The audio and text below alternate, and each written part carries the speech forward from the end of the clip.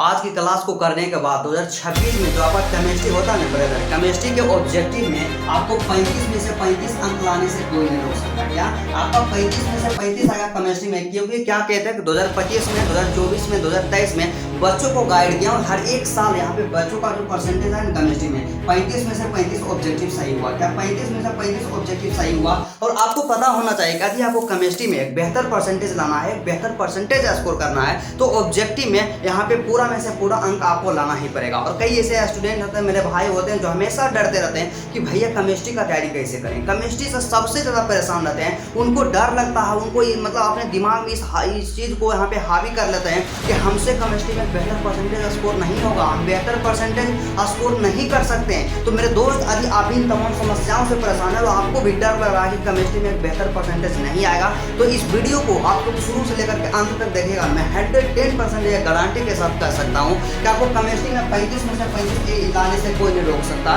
और ऑब्जेक्टिव 100% आपका करेक्ट होगा। जो हम बताएंगे यहाँ पे तरीका बताएंगे, जो आपको टेक्निक बताएंगे, और यहाँ तक यह भी हम आपको बताएंगे कि आपको किस चैप्टर से कितना ऑब्जेक्टिव पूछा जाता है, कौन कौन से इंपॉर्टेंट पॉइंट है जिससे कि हर एक साल ऑब्जेक्टिव पूछ लिया जाता है। मेरे दोस्त, मेरे भाई, यदि आप भी चाहते हैं 2026 के एग्जाम में हल्का मचाना, तो इस वीडियो को शुरू से लेकर के अंत तक देखिएगा। तो चलिए आज कल बिना टाइम का इन्वेस्ट किए मेरे दोस्त आज स्टार्ट करते हैं। तो सबसे पहले बता दें कि मेरा नाम है संतोष और स्वागत है आप सभी का आप अपना यूट्यूब चैनल मां शारदे टीचिंग सेंटर में। मेरे दोस्त, मां शारदे टीचिंग सेंटर एक एजुकेशन प्लेटफॉर्म ही नहीं, एक यूट्यूब चैनल ही नहीं, बल्कि हम सबका एक इमोशन है, हम सबका एक परिवार है। और मां शारदे टीचिंग सेंटर को आप लोग इतना ज़्यादा सपोर्ट किए, इतना कम समय में इतना ज़्यादा सपोर्ट किए, उसके लिए दिल से धन्यवाद। तो मेरे दोस्त, हम लोग क्या करेंगे, आज बात करेंगे कि आपका जो केमिस्ट्री होता है, तो केमिस्ट्री में कैसे हम ऑब्जेक्टिव में 35 में से 35 स्कोर करेंगे, इसी के बारे में बात करेंगे।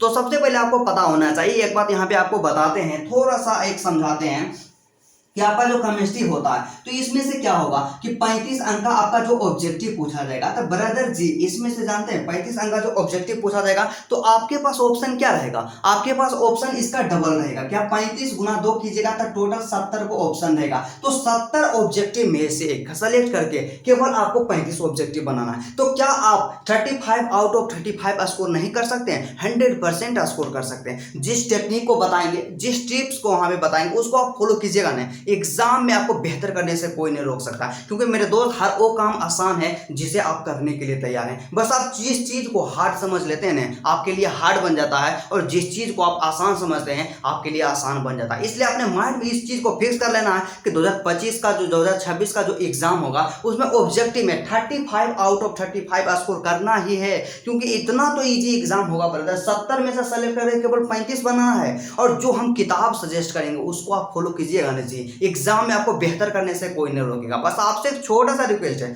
आप लोग क्या कीजिएगा, वीडियो को शुरू से लेकर के अंत तक देखिएगा। और मेरे जो भी रेगुलर स्टूडेंट होते हैं ना, वो तो रेगुलर अंत तक देखिए करते हैं, लेकिन नए नए जो भी स्टूडेंट हैं, आप लोग क्या कीजिएगा, पैसेंस बना करके रखिए, वीडियो को शुरू से लेकर के अंत तक देखिए, और आपको टॉपर की तरह आपको हम गाइड करेंगे। तो ठीक है, तो चलिए सबसे पहला आपका 70 को ऑब्जेक्टिव पूछा जाएगा। और कई ऐसे मेरे भाई थे जो कंफ्यूज थे, तो उनका कंफ्यूजन यहाँ पे सोल्व हो गया है।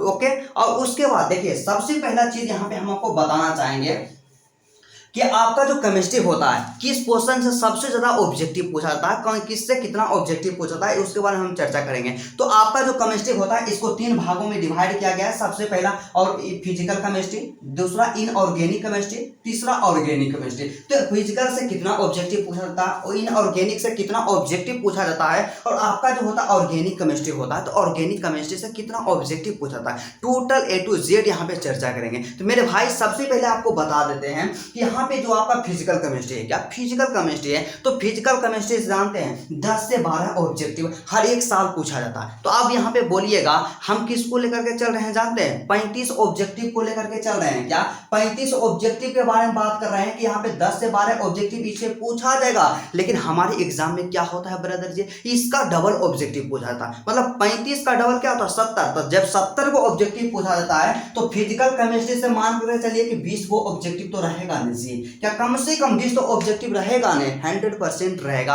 आप लोग देख लीजिएगा या पिछला साल का पेपर उठाइए ना, इतना ऑब्जेक्टिव रहेगा।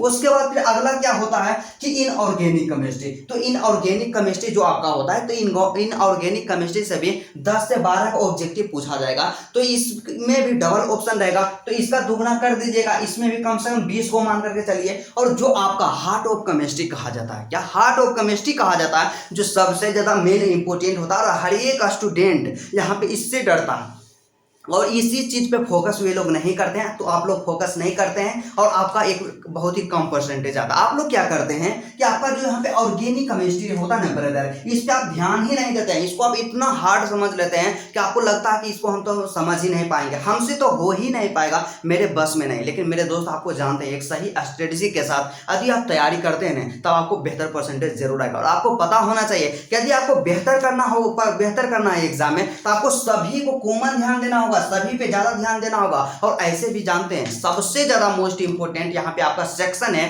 केमिस्ट्री का, जो कि है ऑर्गेनिक केमिस्ट्री, और जिसे कि हार्ट ऑफ केमिस्ट्री के नाम से जानते हैं। तो आप लोग केमिस्ट्री में क्या कीजिएगा, केमिस्ट्री से जानते हैं क्या होता है, कम से कम 10 से 13 ऑब्जेक्टिव पूछा जाता है। तो 13 ऑब्जेक्टिव भी पूछा गया तो ऑप्शन आएगा हमारे पास डबल आएगा, तो 13 का तो यहाँ पे क्या हो गया 26 को ऑब्जेक्टिव। तो इस तरह से आपका ऑब्जेक्टिव क्वेश्चन पूछा जाता है। इसलिए मेरे दोस्त आपसे रिक्वेस्ट है, आप लोग क्या कीजिएगा कि फिजिकल केमिस्ट्री तो पढ़वे कीजिएगा, इनऑर्गेनिक भी आप पढ़ लीजिएगा, इसमें कोई भी दिक्कत नहीं होगा। लेकिन आपसे रिक्वेस्ट है, एक बड़ा भाई समझ करके हम मतलब आप समझिए, हम आपसे रिक्वेस्ट कर रहे हैं कि आप लोग ऑर्गेनिक केमिस्ट्री जो होता है ऑर्गेनिक केमिस्ट्री पे ध्यान दीजिए। ऑर्गेनिक केमिस्ट्री को अच्छा से समझिए, इसका जो भी रिएक्शन होता है पूरा डिटेल में पढ़िए। और इनके लिए जो भी एक्सपर्ट टीचर होते हैं ना बिहार बोर्ड के, उनसे आप अपना स्टडी कीजिए। अनु सर जैसे हो गए, केमिस्ट्री पढ़ाते हैं, किंग ऑफ केमिस्ट्री कहे जाते हैं, बहुत एकदम पॉपुलर टीचर हैं, तो आप उनसे पढ़ सकते हैं। तो इतना आपका वेटेज हो गया। उसके बाद बात आता है कि हमें ऑब्जेक्टिव को कैसे स्ट्रॉन्ग करना है, हमें किस किस किताब को पढ़ना है। तो सबसे पहले जानते हैं, आपके बुक के बारे में हम आपको बता देते हैं। तो आपको जानते हैं ऑब्जेक्टिव के लिए एक टारगेट का बुक लेना है। क्या टारगेट का बुक लेना है, तो टारगेट का जो बुक आता है यही बुक सिर्फ आपको ऑब्जेक्टिव के लिए पढ़ना है। क्या यही बुक आपको ऑब्जेक्टिव के लिए पढ़ना है। एक किताब को खरीद लेना है टारगेट का, और इसमें आपको क्या करना है कि जो जिस चैप्टर का आप लोग पूरा नाम वहाँ पे कंसेप्ट थ्योरी वगैरह सब एक्सप्लेनेशन पढ़ लेते हैं, जैसे कि आपका केमिस्ट्री का पहला चैप्टर क्या है, द सॉलिड स्टेट, मतलब ठोस अवस्था है। तो ठोस अवस्था का क्या कीजिएगा, सबसे पहले उसका थ्योरी जो होता है उसको कंप्लीट याद कीजिए। और उसके साथ ही साथ आप लोग क्या कीजिएगा, ये जो आपका किताब रहेगा टारगेट का, तो इसमें क्या कीजिएगा मेरे भाई, the solid state निकालिएगा।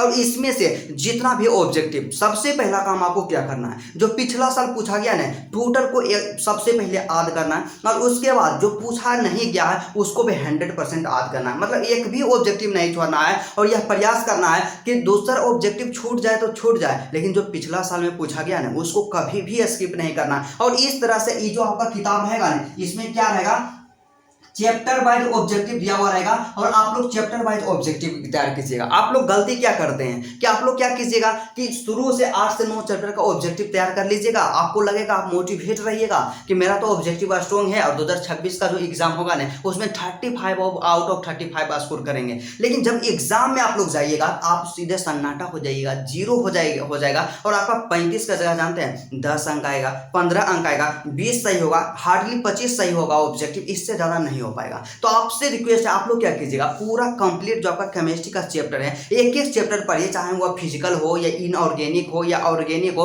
Total chapter का आप लोग हम डिटेल में ऑब्जेक्टिव को याद कीजिए। और एग्जाम में आपको बेहतर परसेंटेज जरूर आएगा। और इसी किताब से आपको काम करते जाना है। और उसके अलावा अगला यहाँ पे बोनस टिप्स आपको क्या देना चाहेंगे, सबसे ज्यादा इसको आप लोग नोट करते जाइएगा, मेरी बातों पे आप लोग ध्यान दीजिएगा। क्योंकि मेरे दोस्त हम भी एक स्टूडेंट हैं, एग्जाम को दे करके आए, क्वालिफाई करके आए, बेहतर परसेंटेज भी आया है। और इसीलिए हम जो गलती को वहाँ पे किए हैं, हमें जो परेशानी हुआ, हम नहीं चाहते कि उस परेशानी को, उस समस्या को आप लोग झेलिए। इसीलिए हम आपको क्या करते हैं, हमेशा पढ़ाते रहते हैं, हमेशा सजेस्ट करते रहते हैं कि भाई आपको इस काम को नहीं करना है, आपको इस समय में इस काम को करना है, इस चीज पे आपको ज्यादा ध्यान देना होगा। तो सबसे पहले चलिए, हमारे पास जो इंपोर्टेंट पॉइंट होता है, तो आपको सबसे पहला पॉइंट जिसे कि रामबाण भी आप कर सकते हैं, आप लोग क्या कीजिएगा, केमिस्ट्री के लिए पर्सनल हम आपको गाइड कर रहे हैं कि एनसीईआरटी पे ज्यादा फोकस कीजिएगा। क्या एनसीईआरटी जो आपका किताब होता है ना ब्रदर, आप जिस भी मीडियम का स्टूडेंट हो, चाहे आप हिंदी का हो या इंग्लिश का हो, आप अपने अनुसार किताब ले लीजिएगा। आपको केमिस्ट्री में एनसीईआरटी पे ज्यादा फोकस करना है। क्या एनसीईआरटी पे ज्यादा फोकस करना है, जिससे कि आपका देखिए मेरे पास क्या था, एनसीईआरटी का किताब है, हम हिंदी मीडियम के स्टूडेंट हैं तो मेरे पास हिंदी का किताब है, तो हम पूरा यहाँ पे लाइन बाय लाइन पढ़े। और केमिस्ट्री में जानते हैं